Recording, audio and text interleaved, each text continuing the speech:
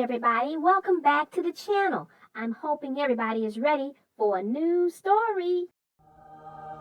It's me, your little darling narrator. Did you miss me?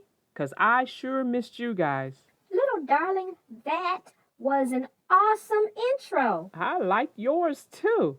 That was legit. Thank you. You know, my brother Trifecta suggested I do that. How is Trifecta? I did enjoy his video he did. Oh, he's doing great. He wants to do another video. Well, tell him to start working on it and I'll check it out and we'll see about getting it on the channel.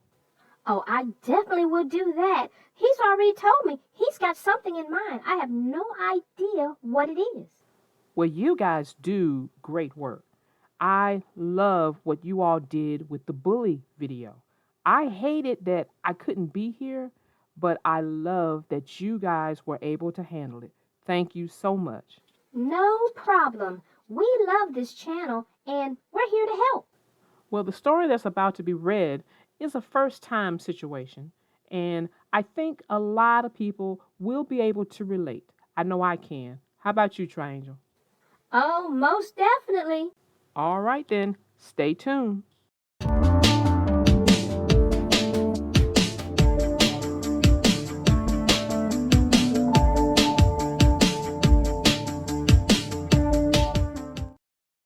The name of this story is called Franklin Has a Sleepover by Paulette Bourgeois and Brenda Clark. And this was a request from John Alitolo. John, I hope I said your last name correctly, and you had several books within your request. This is just one of them.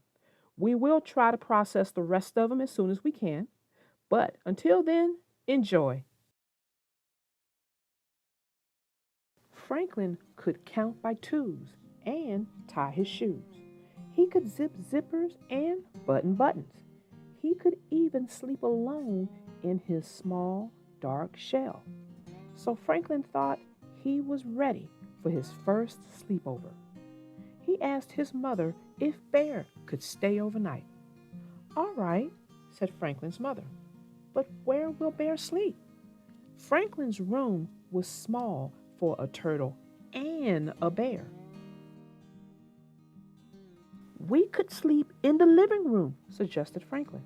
"And we could have a campfire outside and..." "Wait a minute," laughed Franklin's mother. "You haven't even asked Bear yet." Bear did a happy dance after Franklin called. "May I please go?" he asked. His parents worried that the two friends would keep each other awake all night. "We'll sleep," promised Bear. Then they wondered if he would feel homesick. "Not me," said Bear. So his parents said yes. Bear called Franklin. "I can come! I can come!" he shouted. Franklin could hardly wait. Bear wouldn't arrive until after supper, and Franklin had just finished lunch. So he sorted all his toys and picked Bear's favorites. He made sure there was enough to eat. He even tidied his room. Franklin wanted everything to be just right for his first sleepover. Bear was excited too. He couldn't decide what to bring and what to leave behind.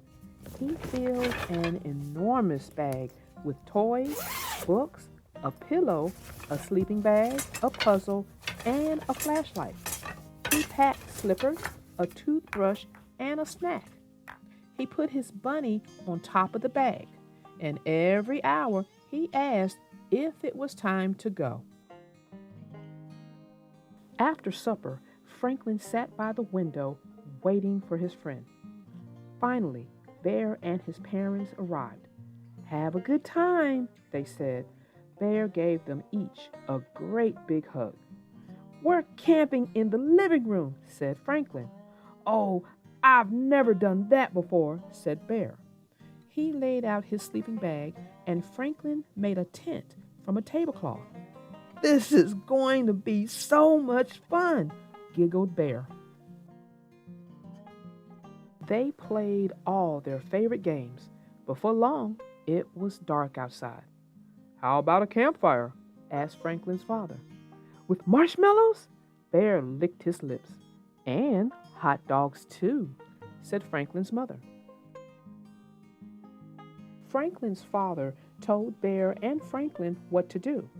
They gathered sticks and twigs at the edge of the woods and helped to lay the fire.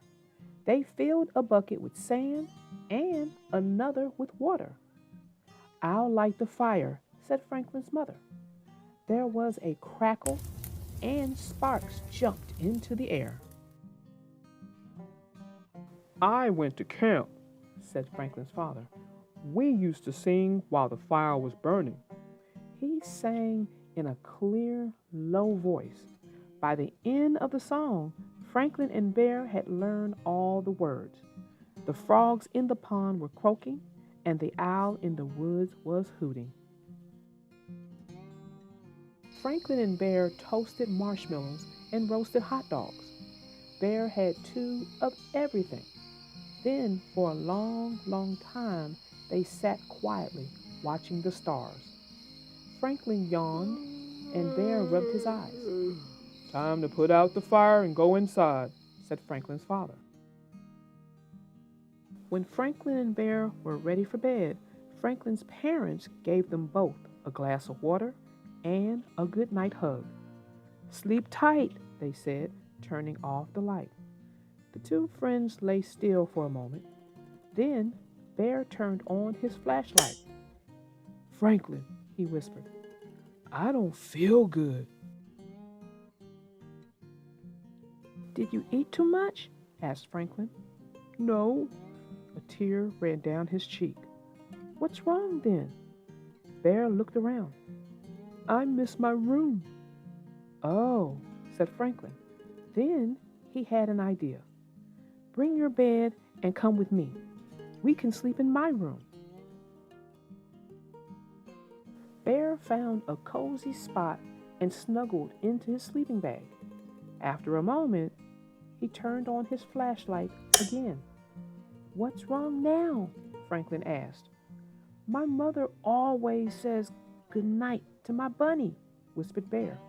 So Franklin gave the bunny a hug. "Good night, bunny." "Good night, Bear," he said.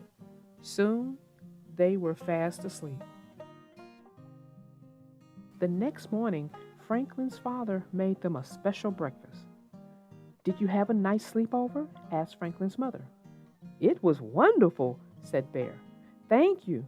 Next time, may Franklin come to my house?" "Of course," Franklin's parents laughed. Franklin did his own happy dance. "And Bear," he said, tapping his shell, "don't worry about where I will sleep. I always bring my own cozy bed with me."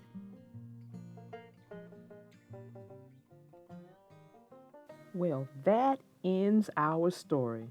And that was the first time Franklin had ever did a sleepover. And sleepovers can be the best. And your first one, well, that one, that one will definitely be the one to remember. Oh, little darling, you are so right. From what I am told by my parents, they said that my first sleepover, halfway through it, I was calling home because I got homesick. Well, that's no shame in that because you probably had plenty more sleepovers after that. Am I right? Oh, you are definitely right. Once I got bit by the sleepover bug, I was sleeping over my cousins, my best friends. Oh, I was sleeping over a lot. Yeah, and that's exactly what I'm talking about. Remember, Bear in the story got homesick halfway through their sleepover, and Franklin was able to calm him down by getting him to go to his bedroom, and it kind of reminded Bear of his bedroom. So, Yeah, Franklin did really good. He was able to put Bear in a comfortable environment, which was his room, and it reminded Bear of his own room. Franklin did a really good job at calming Bear down because, your first sleepover, once everything, kind of calms down and you have, that moment to think about You're not in you're not at home, you're not in that comfortable space, and you start to stress about it. That's kind of what happens that first time for many people, but it doesn't happen for everybody, but for many people it does. I wasn't the only one. It also happened to Trifecta. It was worse for him. So when it does, you can get yourself into a nice, comfortable position where you're thinking about the future. And that's what they did the next morning. Once Franklin was able to get Bear calm, you know, Franklin's father had breakfast for him, and they Mm-hmm. even talked about a future sleepover, but this time Franklin would go to Bear's. I think they had a successful sleepover. Oh, I definitely think so too. First time sleepovers, I give it a thumbs up. Well, I would have to definitely agree with you and give it a thumbs up as well. Well, this has been fun, but you know me, I've got to run. Bye! And I do know Triangel well, and I hope you guys have really got to know her. She is always on the run, and that's really helped us out a lot. So, again, guys, I hope you had a great time with this video. We did. And until next time, my young readers, I am your little darling narrator out.